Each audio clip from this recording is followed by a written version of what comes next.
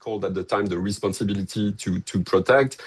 Today, mass atrocities are back. And we can see that, in Gaza and the West Bank, the Israeli government has committed acts of genocide, ethnic cleansing, crimes against humanity. And instead of constraining the Israeli government, the Trump administration has emboldened it, even proposed a plan to transform Gaza into a Riviera of the Middle East, free of Palestinians, which is almost encouraging ethnic cleansing. We also see ongoing crimes, war crimes on a mass scale in Russia. Ongoing, every day there is something new.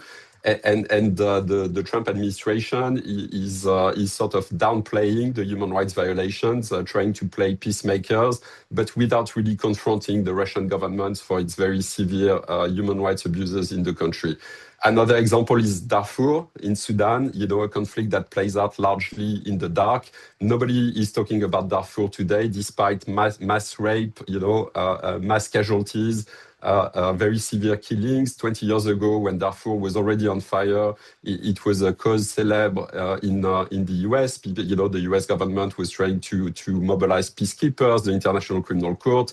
Today, almost nothing. In fact, the Trump administration is making massive, crypto money deals with the United Arab Emirates, who are actually known to arm the rapists and the killers in Darfur. So it makes for a pretty bleak picture for the human rights movement. We are, clearly on the back foot. But for us, it shouldn't be a cause for despair. It should be a cause for action. Because we need to rise up to protect this human rights system that has allowed progress in the world in the last few decades. We see people doing that in many countries. They take to the street. We see that in the US, in Minneapolis. We see people literally risking their lives to protest and demand their rights in Iran. We see the Gen Z generation rising up in many countries, in Morocco, in Indonesia, in Bangladesh, in Nepal, for demanding their rights. We see civil society doing the same, and Human Rights Watch is very much part of that. We are built for moments like this. We feel like it's our role to mobilize and coordinate even better with our partners.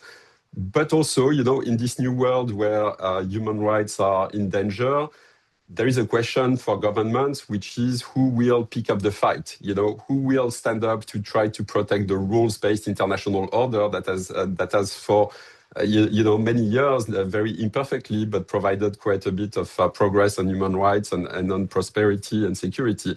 Our idea is that we need to see middle powers, democratic countries that are still attached to human rights, to band together and try to protect this ecosystem, try to stand up to the global powers.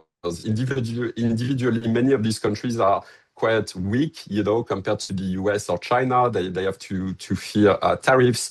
They have to fear repercussions when they speak out. But together, they can be really strong. And there was the beginning of that in a speech given by the Prime Minister of Canada, Mark Carney, at the World Economic Forum a couple of weeks ago, which really resonated. But you could imagine countries like Canada, but also Brazil, as a leader in the global South, South Africa, Japan, South Korea, the European Union, the UK, Australia. All of these countries who are still well-functioning democracies could band together and protect their interests, protect the rules-based world order that's protecting them against predatory, superpowers. It can protect them on economic grounds from tariffs, but on defense. And they are a strong voting bloc at the UN Human Rights Council, at the UN General Assembly. So we really believe that in this new hostile world, we need to see a new coalition of countries that are going to defend human rights. And that's really, for us, it's what the world needs to work towards in the next few months and in 2026.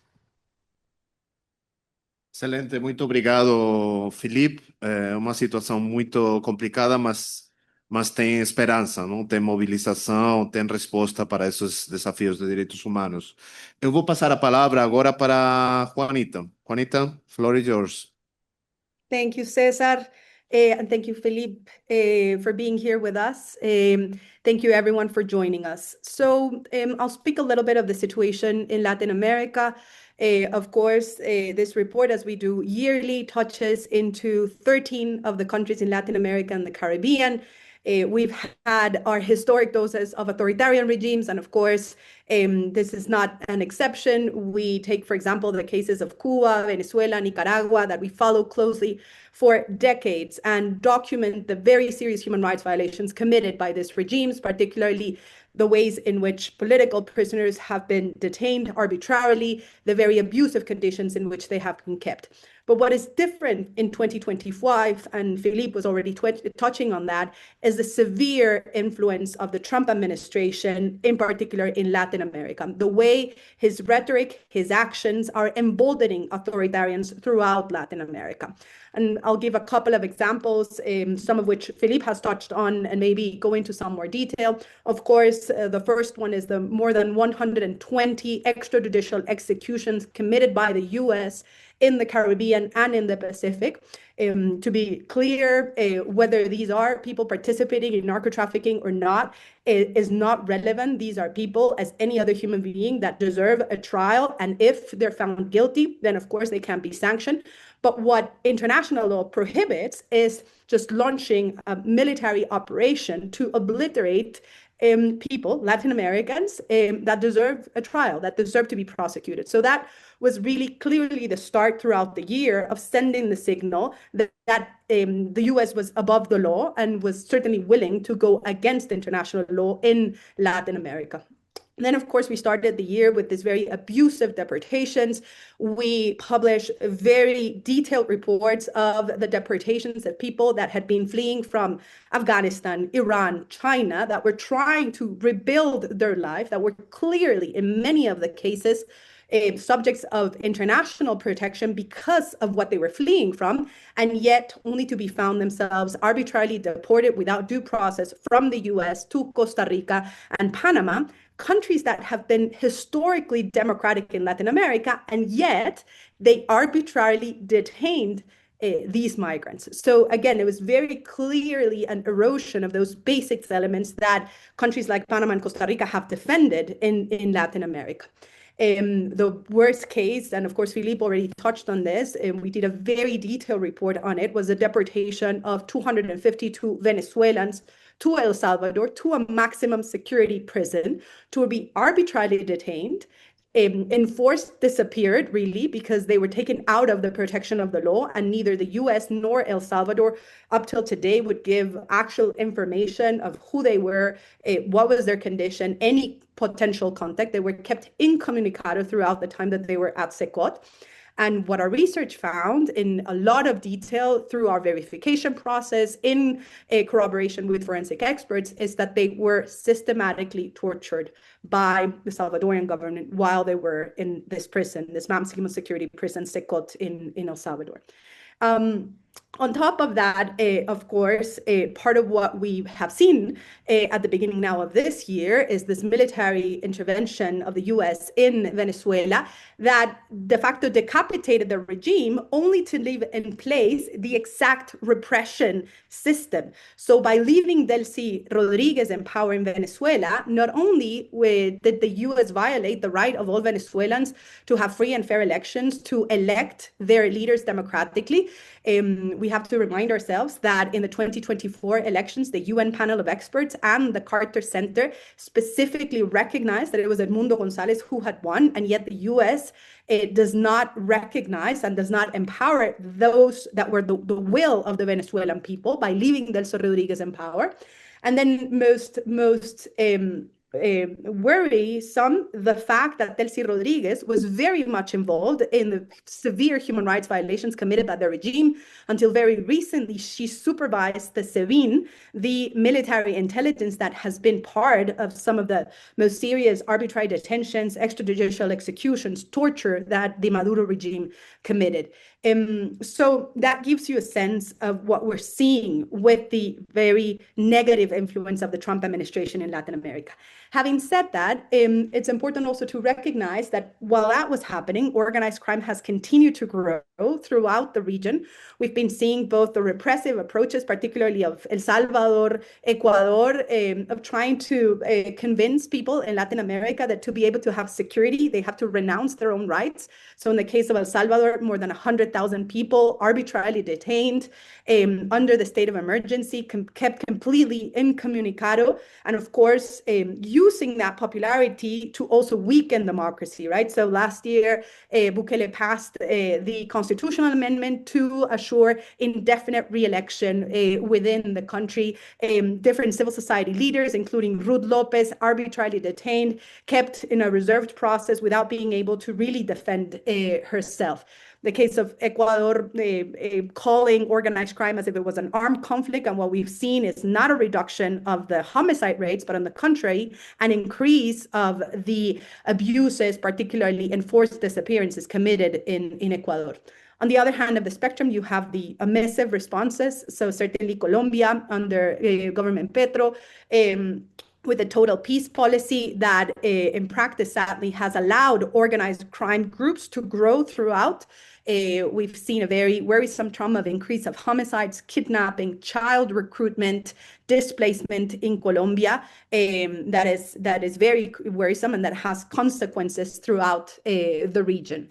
The worst case, of course, the case of Haiti, with more than 90% of Port-au-Prince controlled by gangs. In that scenario, historically, and as Philippe has said, it's civil society that has resisted, that has litigated, that has denounced. That's where we find our hope. But it's important also to recognize that they've been hit hard in Latin America, not only because of the cuts of USA that historically throughout at least the last decade was responsible for, in many ways, financing organized civil society and investigative journalists, but because authoritarian regimes in Latin America used that rhetoric from Trump to be able to approve very Russian-style anti-NGO laws throughout the continent. So our responsibility, and will continue to do so, is work with these local organizations, continue to hold the line to be able to expose these abuses and try to seek that in this 2026 we'll be able to curb some of those abuses throughout the region. So over to you, Cesar, for a little bit more in-depth information about what we have in the report on Brazil, and thanks again for being here. Obrigado, Juanita. Samira e eu vamos falar do Brasil agora. A Juanita e o Felipe podem ficar até as 10h30 hora local. Então, se vocês tiverem perguntas depois, recomendaria perguntar para eles primeiro, porque eles vão ter que sair. O capítulo do Brasil, do relatório, tem vários assuntos que vocês podem ver, né? Aliás, tem o QR Code lá na parede que vocês podem aceder ao documento completo. Mas eu vou falar de dois temas só, focar em dois temas, tentarei ser breve. Um, meio ambiente, e outro, segurança pública. Na área ambiental, tivemos alguns avanços em 2025. Eu destacaria a queda do desmatamento na Amazônia de 11%, muito importante, e a aprovação do Acordo de Escazú na Câmara de Deputados. É um acordo muito importante que protege defensores ambientais, que aumenta o acesso à informação na área ambiental. E o acordo está pendente agora no Senado e a nosso pedido é que seja aprovado. Mas também tivemos retrocessos graves. Um ponto muito importante para nós é acabar com os incentivos econômicos para a destruição da Amazônia. Como vocês provavelmente sabem, a maioria da terra que é desmatada ilegalmente na Amazônia é usada para gado. E esse gado entra na cadeia legal de produção. Quer dizer, você tem gado, por exemplo, numa terra indígena e você consegue vender legalmente. Para evitar isso, é fundamental ter um controle dos animais, de cada animal, desde que nasce até que chega no frigorífico. O governo do estado do Pará faz anos que estava preparando um programa de rastreabilidade Infelizmente, o governador adiou por 5 anos a implementação desse programa, o qual é muito preocupante. Outro retrocesso na nossa visão é a aprovação do projeto de lei da devastação, que na prática desmantela o licenciamento ambiental no Brasil.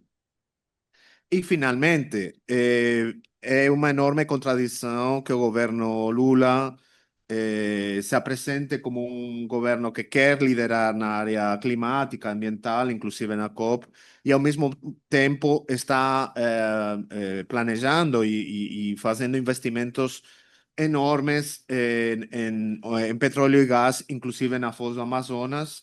O nosso pedido, como de outras organizações brasileiras, é que tenha um plano de eliminação gradual dos combustíveis fósseis no Brasil. A segurança pública é outro assunto, eu acho que muito importante no Brasil. É um assunto que é uma preocupação principal dos brasileiros nas pesquisas e que se espera que seja um tema muito importante nas eleições deste ano, de outubro. O nosso pedido é que os candidatos de todos os níveis da federação apresentem planos para proteger e propostas para proteger efetivamente os direitos das pessoas. O direito de sair na rua, de não ser assaltado, de não ter medo, né? Por exemplo, a questão da violência doméstica é um problema enorme, crônico do Brasil, e são necessários planos para melhorar a proteção e apoio às meninas e mulheres que sofrem essa violência e para evitar que a violência, as ameaças, as agressões se agravem e terminem em um feminicídio. Também, a nível, por exemplo, a nível, digamos, da segurança pública, em referência a grupos criminosos, o qual é uma preocupação muito importante, o nosso pedido é ter propostas baseadas na ciência e em dados, né? Propostas que realmente desmantelem grupos criminosos, que atuem em base à inteligência, na investigação independente, para identificar essas ligações ou vínculos entre grupos criminosos e agentes do Estado e a infiltração na economia legal. O que não funciona é entrar na favela atirando. Isso não desmantela grupos criminosos. Isso só cria mais insegurança e coloca os próprios policiais em risco. Ontem, o Ministério da Justiça publicou os dados da letalidade policial. Vocês podem ver aqui no gráfico que preparamos. A polícia no Brasil, no ano passado, matou mais de 6.500 pessoas. É um número enorme, que não ajuda em nada, né? Quando as pessoas têm medo da polícia, elas não vão colaborar na denúncia de crimes, não vão ter medo para ir na delegacia de dar o seu testemunho. E estratégias de segurança pública que promovem o confronto, ao final, colocam em risco os próprios policiais. Os dados do Ministério da Justiça também falam que houve 185 profissionais de segurança pública que foram mortos no ano passado e houve 131 suicídios, que é uma taxa muito maior que a população em geral, né? Um dos problemas, por que a letalidade policial continua nestes níveis tão altos? Um problema principal é que não tem uma apuração aprofundada dos casos de mortes causados pela polícia. E podemos ver isso como um exemplo na Operação Contenção do Rio de Janeiro, em outubro, onde morreram 122 pessoas. E nós, da Human Rights Watch, já identificamos falhas muito graves na investigação. Dos problemas no Rio, especialmente, e de outros estados no Brasil, é que a perícia é totalmente subordinada à Polícia Civil. Não tem a necessária independência para fazer o trabalho de forma adequada. Aqui no gráfico vocês vão poder ver a letalidade policial no Rio, que aumentou 13% no ano passado. Essa queda Então, temos uma trajetória de aumento, né, com o colapso da política de segurança pública no Rio, das UPPs, e teve uma queda em 2022 que foi principalmente pela ADPF 635, a ADPF das favelas, que o que ela fez foi pressionar o Ministério Público para ter mais controle externo da polícia. Acho que isso foi o principal fator para essa queda da letalidade. Na decisão final da ADPF, o Supremo Tribunal Federal determinou que o Ministério Público investigue todos os casos de morte causados pela polícia. Teve também no ano passado uma resolução do Conselho Nacional do Ministério Público nesse sentido, que determina que essas investigações têm que seguir os padrões internacionais, o protocolo de Minnesota e outros protocolos. Isso é muito importante e acho que é uma notícia positiva. O importante agora é que isso se cumpra, né? Que realmente tenhamos uma mudança estrutural no Brasil para que seja o Ministério Público que lidere essas investigações com perícias independentes e não deixar as investigações nas mãos da polícia. Eu vou passar a palavra agora para Samira. Obrigado. Obrigada, César. Cumprimentar aqui todas e todos. Também cumprimentar Felipe e Juanita, que falaram antes. Agradecer pelo convite. É um prazer estar aqui com o Human Rights Watch. Então, como o César já apresentou, meu nome é Samira Bueno, eu sou diretora executiva do Fórum Brasileiro de Segurança Pública e vim aqui comentar e dar uns pitacos sobre o relatório da Human Rights, nesse tema que, enfim, né, nos tornou amigos, César. Eu queria me ater, acho que a 3 pontos principais aqui que o César trouxe sobre o relatório. Acho que o primeiro que eu queria destacar é a questão da violência doméstica, né, que vocês apontam, o crescimento dos feminicídios, os números ainda preliminares já apontam para um recorde de feminicídios em 2025, que é superado pelo recorde, né? Superou o recorde de 2024, que superou o recorde de 2023. Então, tem 10 anos que a gente está falando de recordes de feminicídios, num crescimento na prática de todas as formas de violações de direitos humanos contra meninas e mulheres neste país. E eu acho que é importante que a gente olhe para esse cenário, lembrando que se isso está acontecendo, isso é uma omissão do Estado, porque esse é um crime evitável. A gente está falando de, em sua maioria, meninas e mulheres que morrem dentro de casa, nas mãos de seus parceiros ou ex-parceiros, companheiros ou ex-companheiros. São crimes evitáveis que são anunciados muito antes de acontecerem, né, por uma série de outras violências que se manifestam antes. A violência psicológica, a violência moral, a agressão física, são ciclos de violência que poderiam ser interrompidos e não são por uma omissão do Estado. E quando eu falo omissão do Estado, gente, eu estou falando efetivamente de algo bastante geral, porque com poucas exceções, na prática, o que a gente vê é, no período eleitoral, essa é uma bandeira que muitos políticos gostam de carregar, né, da defesa da vida das meninas e das mulheres, mas no momento em que tem o poder de caneta e que sentam na cadeira e têm a capacidade de fazer a diferença, o orçamento não chega. Então, a gente não faz política pública sem recursos humanos, sem recursos financeiros para proteger vidas de meninas e mulheres. E, na prática, é isso que a gente vive no Brasil hoje, um desfinanciamento dessas políticas nos níveis municipais e estaduais, especialmente, que são, né, os atores que estão envolvidos na rede de proteção, né, que tem ali a sua mão a assistência social, a saúde, a polícia, para, de fato, fazer a diferença na vida dessas meninas e mulheres. E eu queria comentar também rapidamente sobre a letalidade policial, mas eu queria conectar isso com a questão do crime organizado, que o relatório fala especificamente sobre isso. E eu acho que é importante a gente, e eu acho que é um desafio, inclusive, para vocês da imprensa e para nós, analistas, começar a tratar essas coisas de forma conjunta. Né? Uma das condições para o crescimento e expansão do crime organizado, e isso não apenas no Brasil, mas em qualquer lugar do mundo, é a corrupção, especialmente a corrupção de agentes públicos, a corrupção de forças de segurança, a corrupção de atores do judiciário, a corrupção de uma série de atores que efetivamente são necessários para o crime poder conseguir, por exemplo, exportar uma droga que vai sair do Porto de Santos, então vai corromper um agente público que trabalha ali para fazer essa droga chegar num porto europeu. O Brasil assume, né, tem uma localização muito estratégica do ponto de vista do tráfico transnacional, e isso, de algum modo, fortaleceu essas facções criminosas.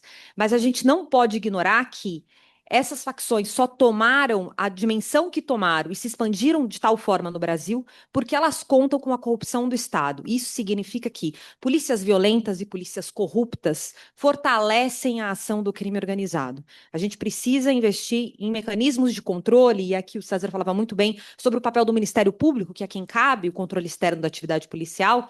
Nesse processo de investigar esses casos, a polícia pode sim fazer uso da força, inclusive o uso da força letal, se necessário, para proteger a si mesma e para proteger a terceiros. Mas a gente não pode aceitar que isso seja utilizado como uma desculpa para execuções sumárias, né, para abusos, assim como a gente viu, por exemplo, no caso do massacre no Rio de Janeiro, no final do ano passado, com mais de 120 mortos. Diga-se de passagem, a operação mais letal da história, pensando baixas policiais, foram 5 policiais mortos na operação. A gente tem ontem o arquivamento do caso Rian, uma criança de 4 anos que morreu numa incursão de 7 policiais militares, num grande confronto com criminosos. Os grandes criminosos eram um adolescente de 15 anos e um de 17 anos. Uma criança de 4 anos morta, e que a gente tem que reconhecer, ou ouvir do Estado de que isso é legítima defesa, né? Então a gente precisa entender que todas essas coisas estão conectadas, né? Então uma polícia violenta não é uma polícia forte, né? É uma polícia frágil e que fica vulnerável ao crime organizado. E isso é uma condição necessária para esse fortalecimento e expansão do que a gente está vendo do crime organizado no Brasil. E aí eu acho que esse vínculo entre a polícia violenta, a polícia corrupta e essa relação com o crime organizado, basta a gente olhar as operações recentes do Ministério Público de São Paulo para entender como é que isso acontece na prática, né? Vejamos o caso Gritz Bar, executado à luz do dia no maior aeroporto da América Latina, em Guarulhos, no meio do dia. Os policiais que o executaram faziam parte da sua escolta, eram policiais militares, né, que faziam um bico para proteção de um delator que lavava dinheiro do PCC. Os executores eram policiais militares e uma série de policiais civis em sua folha de pagamento. Então, assim, todos esses negócios espúrios precisam ser investigados, e a gente precisa ser capaz de separar o bom policial desse policial que é violento e corrupto. Policial violento e corrupto não serve para ser policial, e está na hora do Estado brasileiro priorizar isso e não, como a gente muitas vezes vê no processo eleitoral, e esse vai ser um tema central esse ano, utilizar desses discursos autoritários e violentos como se fosse uma grande propaganda política. E, né, isso enfraquece o Estado e enfraquece a democracia. Obrigada. Muito obrigado, Samira. Então, vamos abrir agora para perguntas aqui na sala e online. Como eu falei, se vocês tiverem perguntas para o Felipe e para a Juanita, seria melhor fazer agora, porque eles vão ter que sair em 15 minutinhos. Tem o John aqui. Aí você não está. Isabela, o John, que faz uma pergunta. Tem perguntas online, Andrés? Não, ok.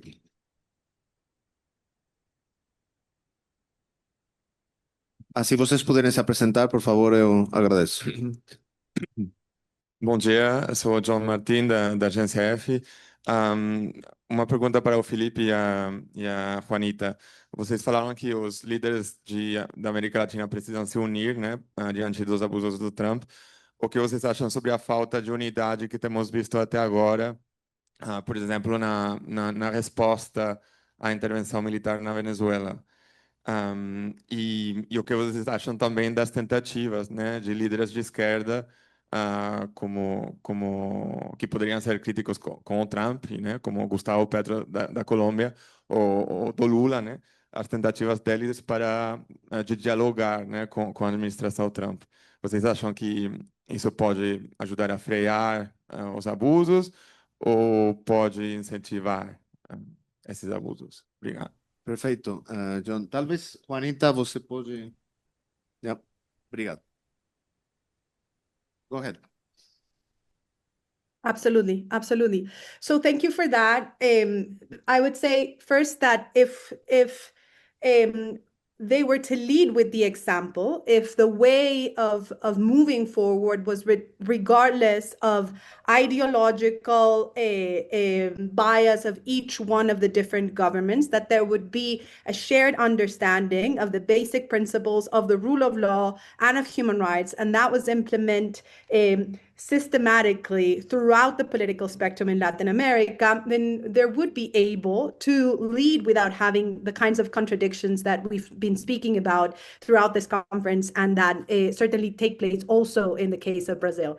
So particularly in the case of Sheinbaum here in Mexico and Lula there in Brazil, I think it's very clear that, for example, when it comes to issues of Venezuela, of not being able to work with Edmundo González and María Corina Machado when they won the election in 2024, they lose that sort of legitimacy of standing to be able to now be much more openly critical of the kinds of very serious violations of international law that have been committed by the Trump administration.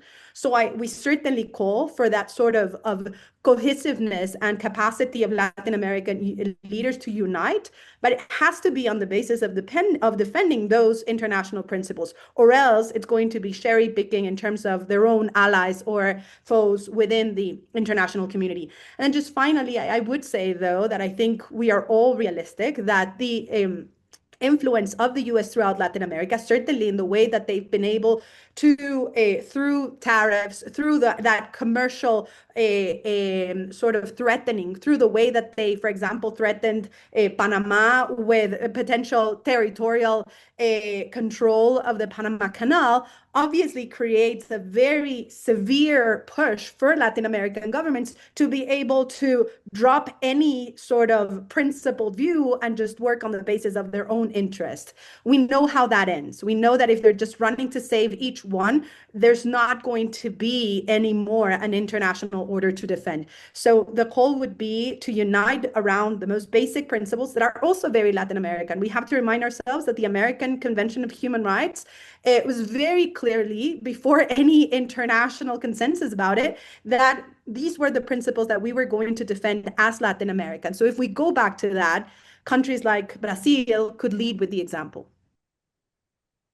Obrigado, Juanita. Talvez, Felipe, você quer também intervir aqui. Um pouco, mais do que Latinoamérica, seria qual é a resposta que os países podem ter para Trump, não? Que estratégias podem ser usadas para este ataque contra direitos, não? Que está liderando o governo Trump? Yeah, thank you. No, look, I think the world is still stunned by the posture of the Trump administration. I think many countries around the world were prepared for a disengagement from the multilateral system, from the Trump administration, a sort of retreat on American issues. I think very few countries were prepared for what we've seen in the last couple of months, which is a sort of aggressive American posture to undermine the very basic rules of international law. And that, I think, has stunned the world. You could see it at the World Economic Forum in Davos. You know, people were waiting to see if the US president was going to announce or not that he would invade Greenland, a NATO, the territory of a NATO ally. So I think it's only in the last couple of months that the world has realized that the US as a superpower is no longer committed to the architecture of the rules-based order, but in fact may very well work to undermine it, and undermine it in very dangerous ways. So I think we are in many ways at day one of the response, at day one of the pushback. This is why when the Prime Minister of Canada made his speech at the World Economic Forum, sort of calling on democratic countries to unite, to push back, he really captured the mood of the moment. He really captured, both the fears and the hopes of the leaders of many countries around the world. So, I think there are lots of initiatives that are popping up around the world, many governments that are thinking how to form new alliances, how to protect themselves from a sort of erratic, unpredictable US superpower, but also, keeping an eye on Russia and China, who are sort of long-term adversaries of the rules-based world order of democracy and human rights. So it's a dangerous new world, but we are actually hopeful that in 2026 we'll see that reaction. We'll see the beginning of the world fighting back. Obrigado, Felipe.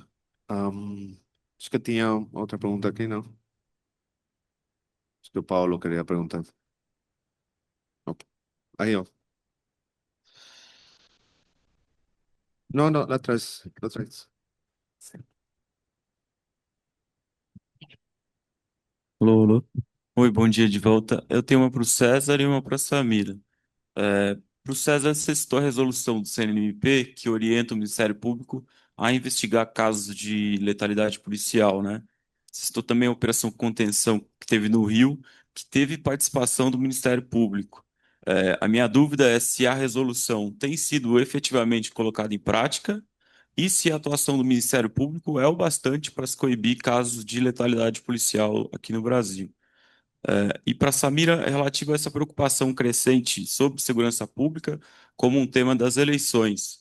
A gente tem tido no Brasil queda há alguns anos de mortes violentas, alguns estados têm experimentado queda também de indicadores de crimes patrimoniais, né, roubo e furto. Aí as minhas dúvidas são duas: de onde vem essa preocupação com a segurança pública e se esse apelo eleitoral tem sido usado para medidas que atentam contra os direitos humanos, né, operações espetaculosas e iniciativas legislativas de punitivismo penal. Obrigado. Eu vou primeiro, então. Obrigado pela pergunta. Então, essa resolução do CNMP é muito importante, né? Porque o que temos visto no Brasil é como a Polícia Civil investiga as mortes pela Polícia Militar e a Polícia Civil, e com um resultado muito deficiente em geral, no país inteiro, né? São investigações onde você eh, frequentemente não tem testemunhas além dos próprios policiais que participaram na ação, onde muitas vezes não tem perícia do local, dependendo onde acontecer o fato.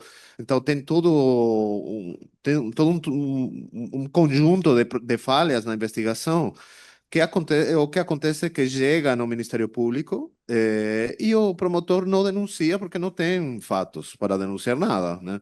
E aí fica essa investigação, ficamos sem conhecer o que aconteceu.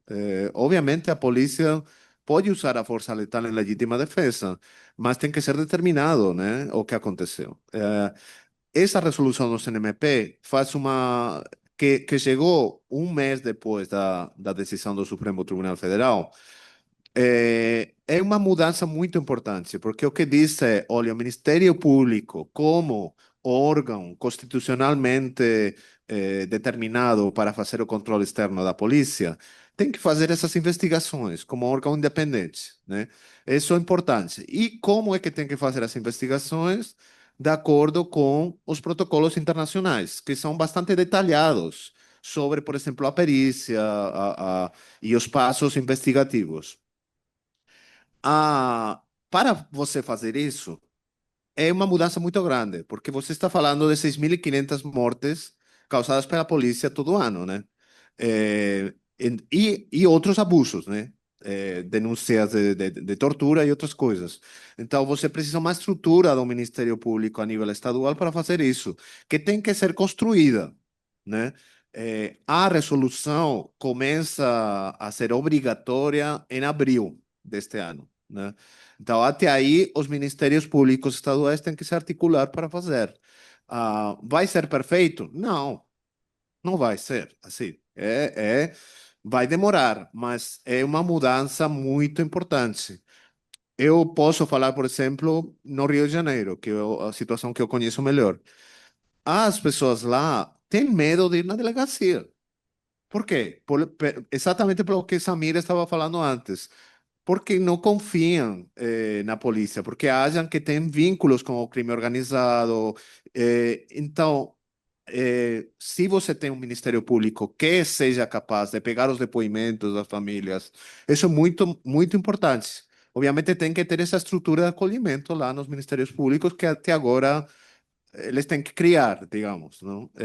Então, para nós é uma mudança fundamental e acreditamos que pode ter um impacto nos casos individuais, mas também nesse controle difuso da atividade policial. Então, por exemplo, a melhora dos protocolos, o controle do tipo de operações que a polícia faz, isso é também muito importante como labor ou trabalho do Ministério Público. É Paulo, né? Paulo, enfim, ótima pergunta. acho que você tem toda a razão. A gente está diante de uma redução desde 2018 das mortes violentas intencionais, de algumas modalidades de crimes patrimoniais, a maior parte, mas a verdade é que nós estamos diante de talvez a maior transformação nas dinâmicas criminais que esse país já assistiu, né? Especialmente desde 2018. Porque ao mesmo tempo que esses crimes caem, a gente tem, por exemplo, uma explosão dos roubos e furtos de celular, que é um crime muito democrático, no sentido de, né, quando a gente olha as curvas, os horários de incidência, o auge é das 5 às 8 da manhã, nas ruas, né? Quem é que está na rua às 5 horas da manhã? Né? É o trabalhador, é a dona Maria, que vai pegar ônibus, que vai trabalhar do outro lado da cidade, que parcelou o celular em 14 meses. A gente está diante de uma explosão dos golpes, dos estelionatos, da violência doméstica, da violência contra crianças e adolescentes. Então, o fato de terem reduzido os homicídios, ou o roubo a veículo, o roubo à residência, não significa que as pessoas se sentem mais seguras, porque outras modalidades de crime tomaram o lugar. Né? As pessoas hoje ficam com medo de andar com um cachorro com aliança. Né, porque o máximo valor do ouro no mercado internacional, mais R$ 700 o grama, você tem medo de sair de aliança ou com uma corrente. Então, eu diria que esse medo da violência ele não é infundado, porque a gente tem uma dinâmica de criminalidade hoje que, inclusive, afeta, acho que muito mais, né, assim, de forma mais igualitária a população. Porque quando a gente olha para a distribuição do crime contra a vida, a gente sabe que ela tem, né, tem os hotspots, né, aqueles pontos quentes nas periferias das grandes cidades, né? É muito difícil a gente ver um homicídio na Paulista, nos Jardins. O homicídio acontece no Capão Redondo, mas o roubo de celular acontece na Paulista e no Capão Redondo. Né? O roubo de aliança também acontece nesses dois bairros. Então, eu diria que essa sensação de insegurança, e eu acho que a expansão do crime organizado tem muito a ver com isso também, porque a gente está falando de cidades no norte e no nordeste do país, que há 10, 15 anos as pessoas passavam o final do dia batendo papo na porta de casa e que hoje são locais que vivem sob controle territorial armado, controle do Comando Vermelho, de grupos criminosos em que você tem barricada, que você tem que pedir autorização para transitar. Então, isso muda, né? Isso mudou. Então, eu acho que, assim, pensando, inclusive, né, nesse contexto, eleição chegando, acho que talvez o enorme desafio para o campo político é entender que as propostas que precisam ser feitas, e eu acho que com base em tudo que o relatório da Human Rights já apontou, elas precisam dialogar com esse novo cenário. Não adianta você olhar porque era feito há 10 anos atrás, porque há 10 anos atrás os problemas eram outros. Né? Então, a gente tem que encontrar soluções para os problemas que se colocam agora. Mas eu não tenho a menor dúvida que sim, esse tema acaba sendo muitas vezes instrumentalizado, né? E aí acho que a gente está aqui, né, num espaço discutindo a erosão da democracia em tantos países do mundo, né? E como isso é uma ameaça aos direitos humanos, é evidente que o medo é uma forma de você explorar, né? Explorar o medo da população é uma forma de você fazer passar e seguir adiante uma série de soluções autoritárias. E a gente tem aqui bem pertinho em El Salvador, foi dito aqui também na coletiva, um exemplo do que não fazer na segurança pública que vem sendo muito ventilado por candidatos aqui. Então, sim, acho que isso vem sendo instrumentalizado, o medo da população vem sendo instrumentalizado e isso não vai melhorar, né? Isso tende a piorar. Obrigado. ¿Alguma otra pregunta? Sí. Isabela?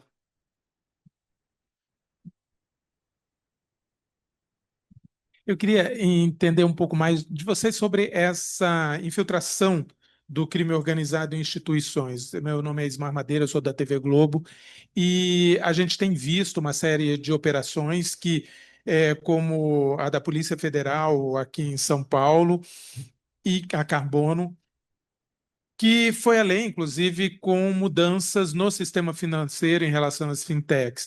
Mas como hoje o relatório apresenta a situação dessa infiltração, em que níveis ela tem acontecido e qual o impacto que é possível verificar dessa infiltração de facções criminosas do crime organizado em instituições brasileiras.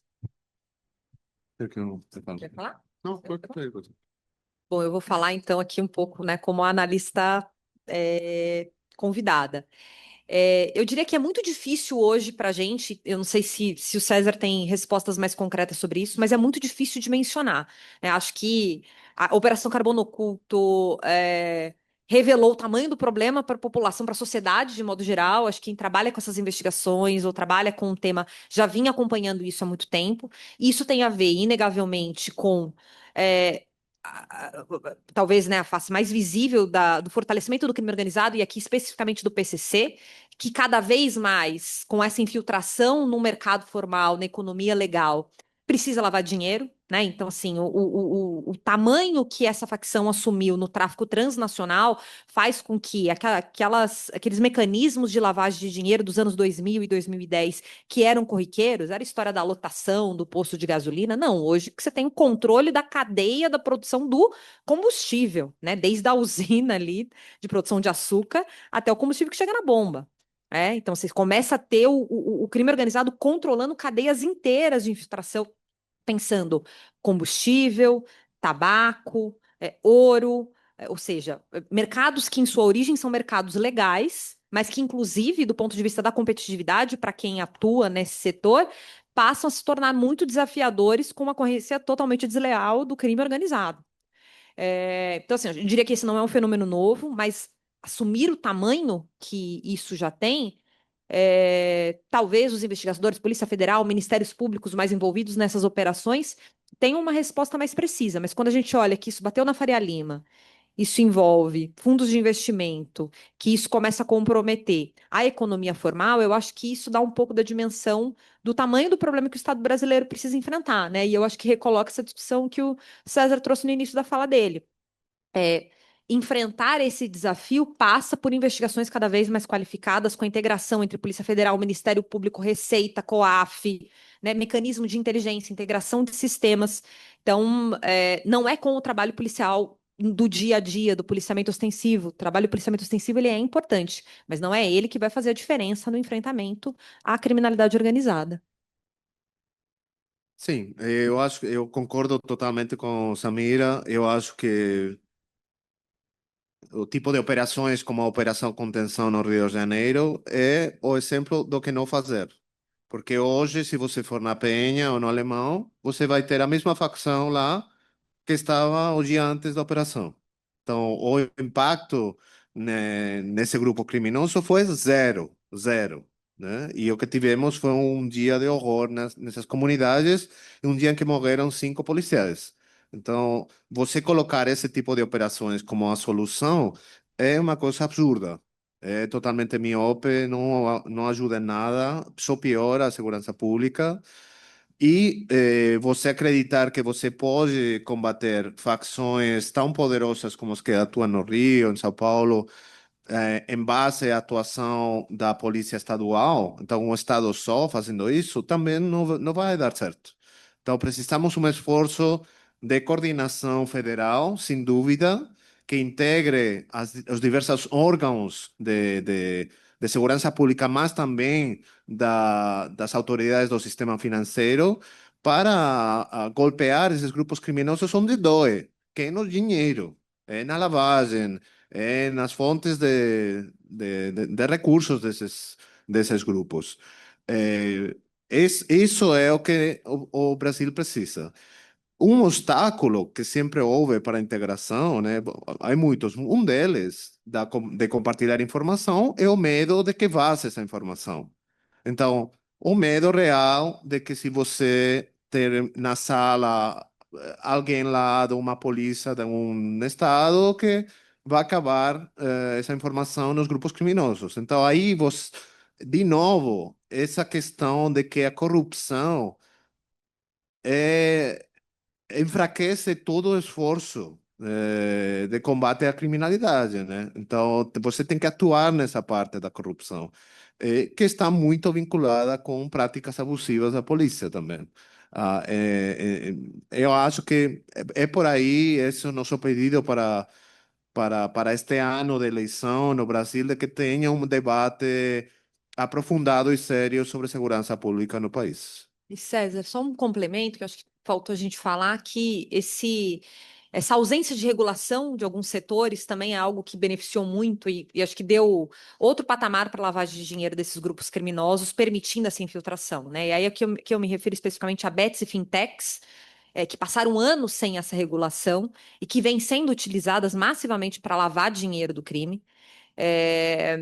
E a gente tem, né, histórias, inclusive, pitorescas. O First Capital Bank, que era uma fintech em Alphaville do primeiro comando da capital, policial civil CEO de fintech. A gente tem as Bets, que, né, passaram anos aí atuando também sem nenhum tipo de regulação, recolhimento de imposto, nem nada.